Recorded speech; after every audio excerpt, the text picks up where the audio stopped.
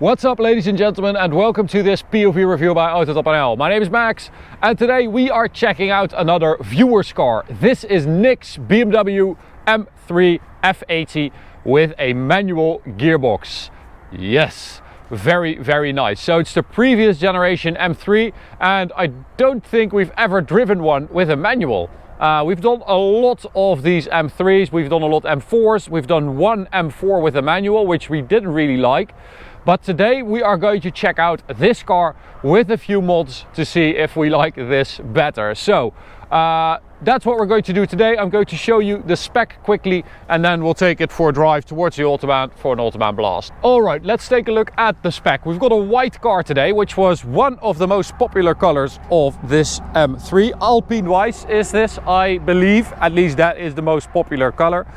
We've got some carbon fiber inserts on the lower part of the bumper there, black kidney grille, of course, M3 logo, very nice front end. I mean, yeah, this I'm going to try and compare this to our M3 as well, our new G80 M3 with a tune. This has a tune as well, so should be kind of fun to compare the two. But I have to say, this is probably, objectively speaking, the more pretty car. It's a bit more handsome than our G80. It is the more pretty car, if you ask me. Now, of course, we've got these beautiful wheels, the quintessential F80 wheels. Behind that, carbon ceramics, awesome. And Michelin Pilot Sport 4S tires, always awesome to have. These are 19 inches. And what else? Well, we've got a carbon fiber mirror trim, carbon fiber roof, of course, and this tells me that this is probably a US imported car. Objects in mirror are closer than they appear. And there's another giveaway I just saw when I was filling it up.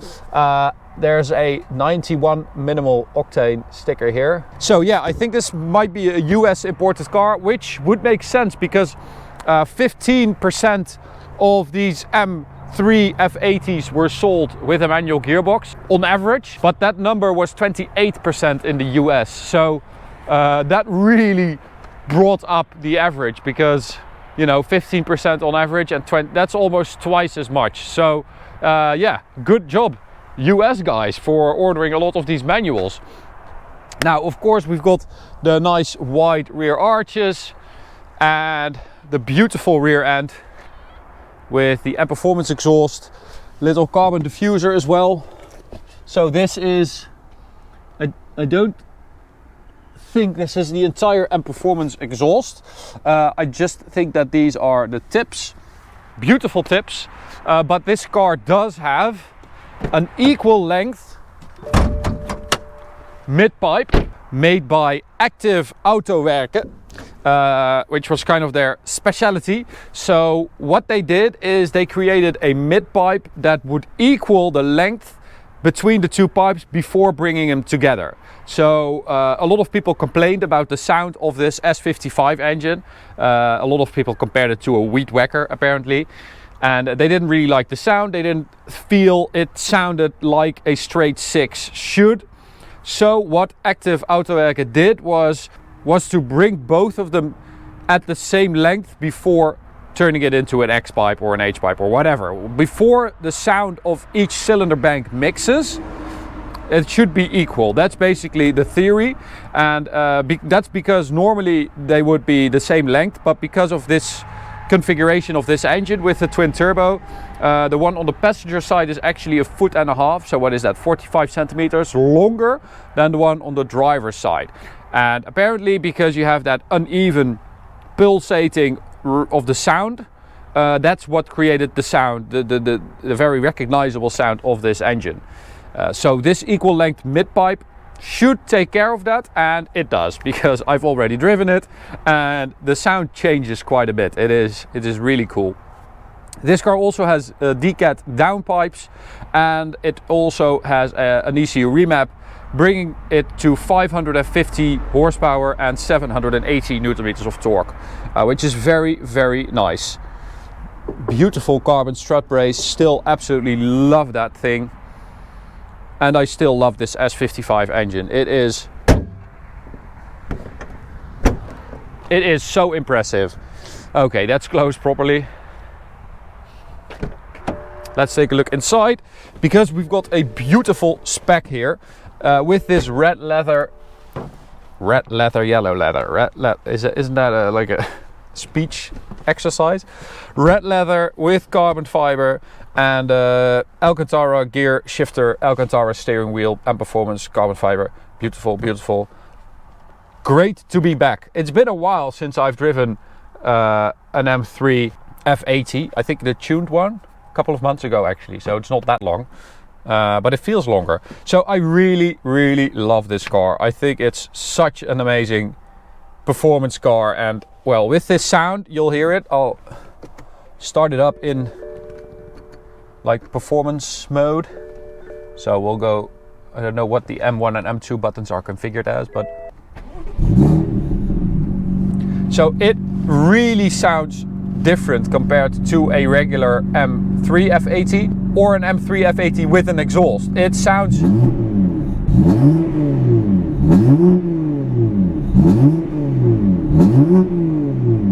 like a freaking race car.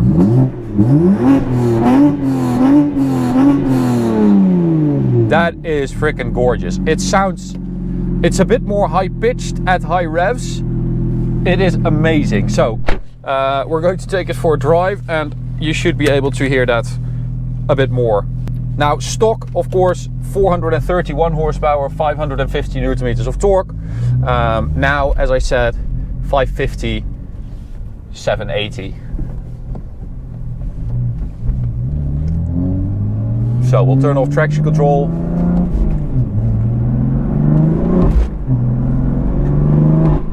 Now we're going to take the little tunnel here because we just have to. I think the horses are on the other side of the meadow, or whatever you call that. Oh, that is a good sounding car. I mean, seriously, that is a good sound. And it does sound different. It does have a different character, a different development across the rev range. And that's what Nick told me. He said he really likes this equal length mid pipe because you can hear the sound changing, you know, at the top of the revs. It sounds more high pitched. It sounds more like you need to shift gear, you know. He said it was a bit difficult to determine when you were at the red line, which I can understand. I think this definitely helps with that because the sound changes across the rev range, and it does make you want to rev it out more as well. Wow, that is really good.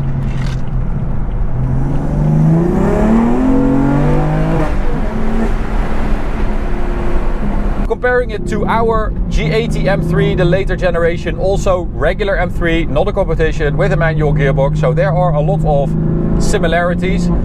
You do feel that we went on, you know, you do feel that the next generation it's more comfortable, it's more solidly built, it feels a bit more tied down, it feels wider. I don't want to say that this car feels flimsy, but you definitely feel the difference. But what you also feel is that this car is so much lighter. It just feels like it will turn in more eagerly. And it does feel a bit more aggressive than ours. I mean, ours is really crazy, and I like almost everything about that car, but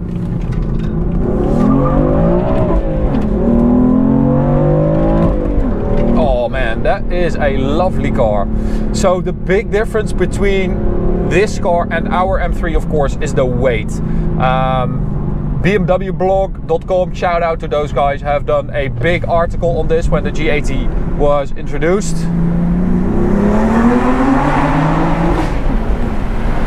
And they had all the weights next to each other, and I mean, it's really difficult with all those different weight numbers floating around, but the difference basically is 185 kilos between this with a manual and the G80 with a manual, and that is quite a big difference. I mean, 185 kilos.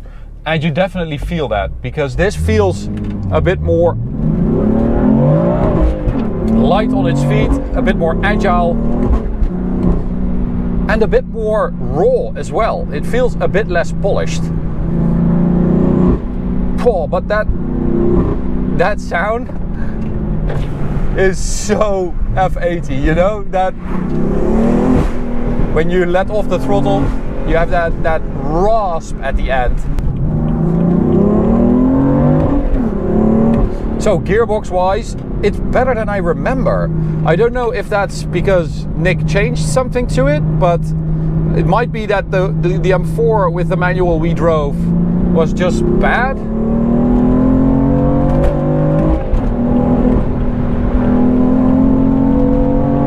But I actually really like this one. You can feel that ours, the new one, is a bit sturdier, a bit more solid. Oh, that actually revs out pretty well. Damn. So you can definitely hear that high-pitched sound at the top of the revs, which is this.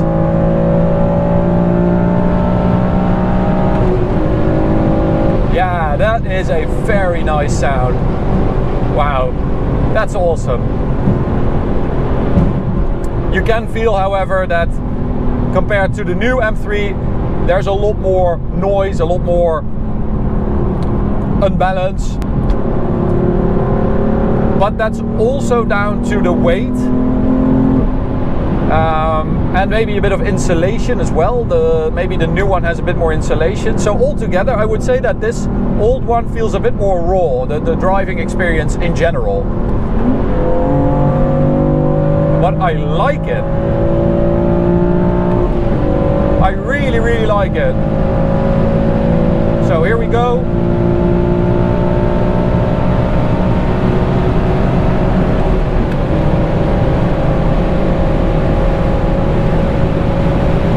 That is not bad. Not bad at all. So 100 to 200, of course, we also measured that. We measured it at 7.7.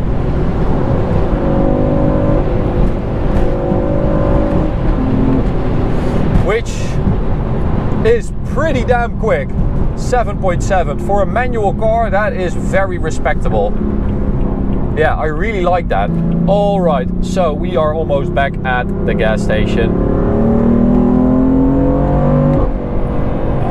Very nice. So I want to thank Nick for taking his car to us. You have an awesome car, Nick. Thank you for letting us drive it. And I hope you get to enjoy this car for a long time, because it is amazing. I absolutely love it. To you guys, thanks for watching. I hope you enjoyed it. You can subscribe by clicking the big button in the middle. You can also check out this video on the right, or go check out this playlist on the left. See you at the next one. Bye.